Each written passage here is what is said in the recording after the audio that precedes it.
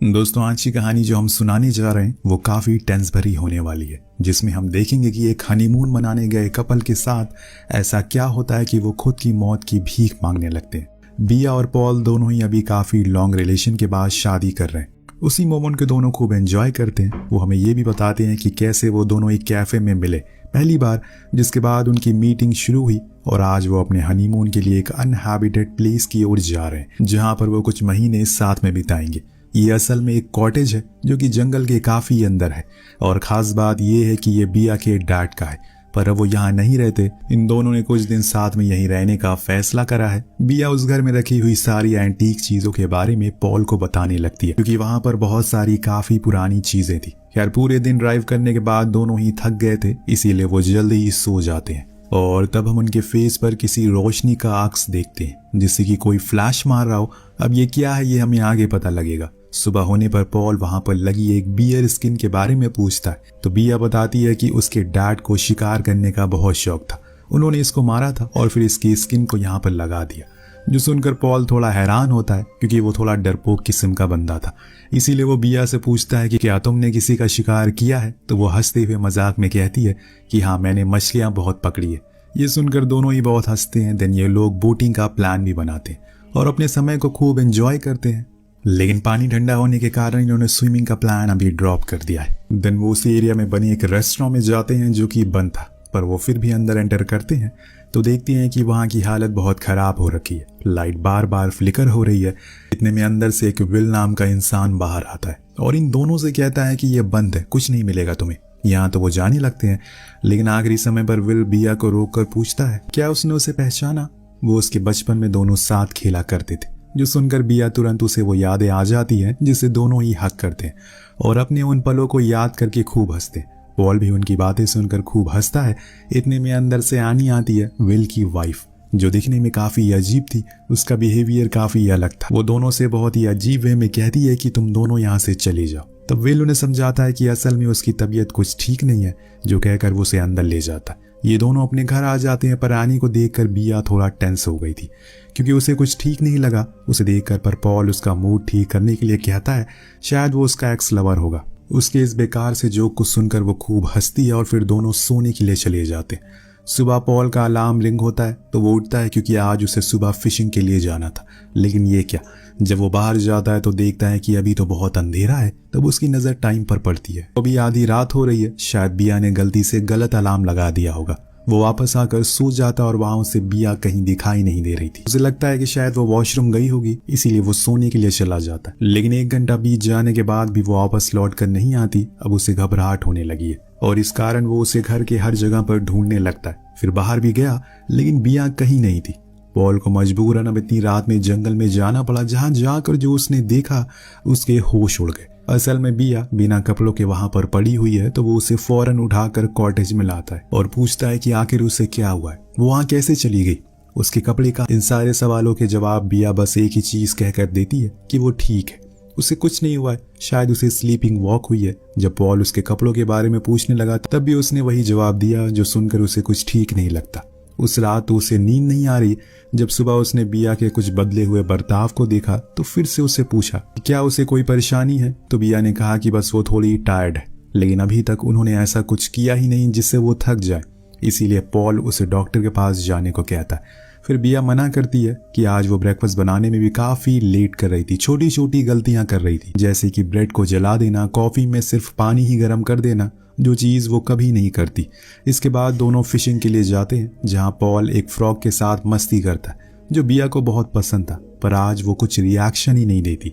इससे पॉल को फिर बहुत ही अजीब लगता है। इसके बाद वो उस ठंडे पानी में स्विम करने के लिए भी चली जाती है, पर उसे तो ठंडा पानी पसंद ही नहीं है शुरू से ही।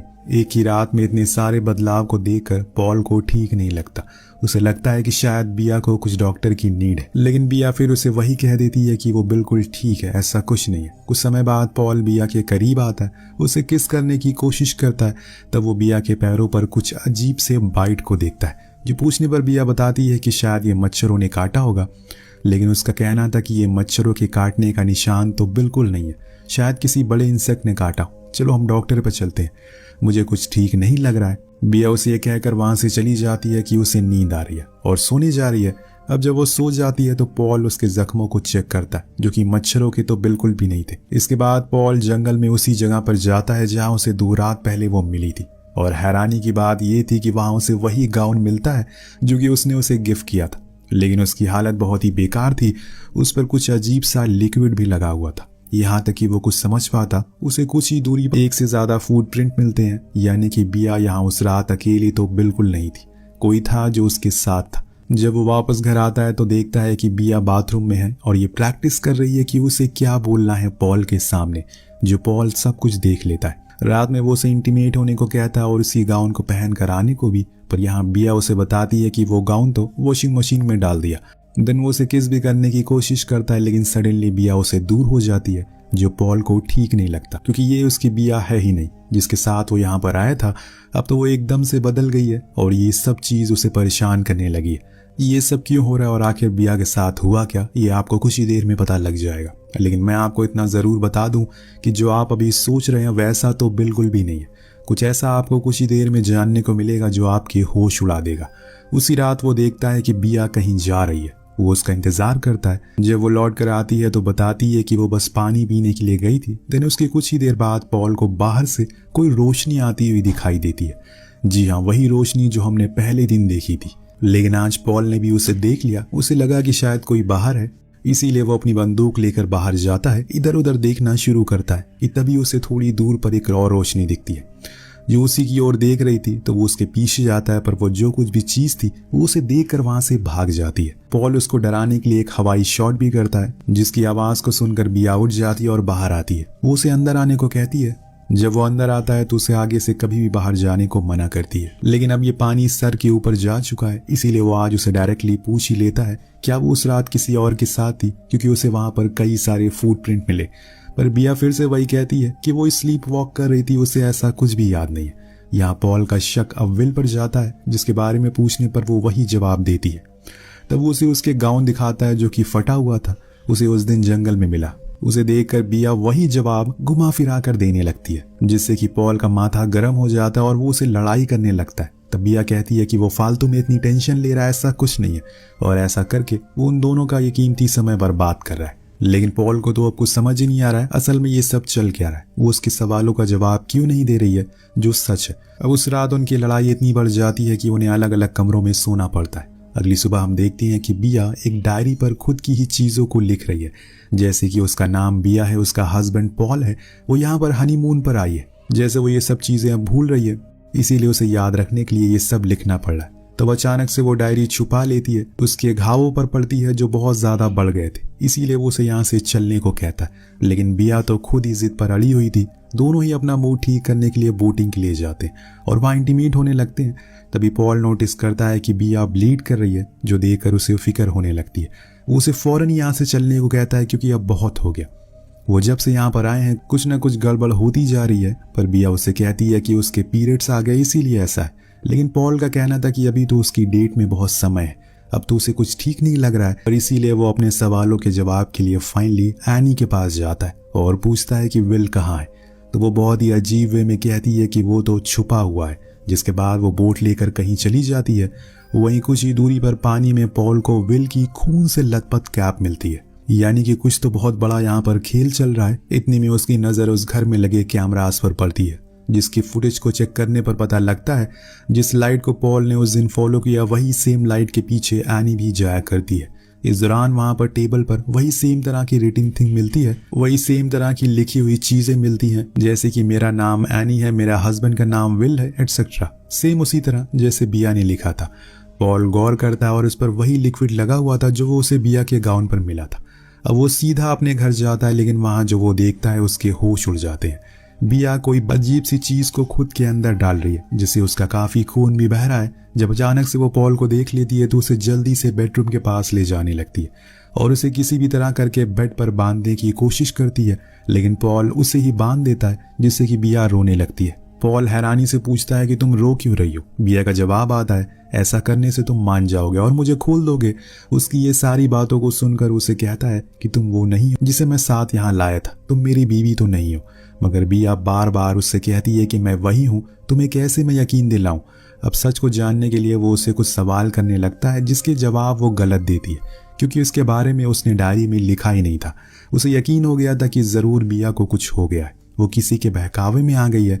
तभी उसकी नज़र बिया के प्राइवेट पार्ट पर पड़ती है जिसमें से कुछ बाहर आ रहा था, कोई एलियन क्रिएचर टाइप, जिसको पॉल निकाल कर फेंक देता है। वो जो कुछ भी था लिविंग था। अब ये सारी घटनाओं को देखकर पॉल बहुत ज़्यादा डर चुका है और परेशान भी हो चुका है कि तभी वो बाहर आ जाता है कि कुछ तो इस जगह पर ऐसा है जो लोगों को कंट्रोल कर रहा है। इतने में बिया अंदर से बाहर आती है, जिसकी ऐसी हालत को देखकर वो कहता है कि चलो हम यहाँ से चलते।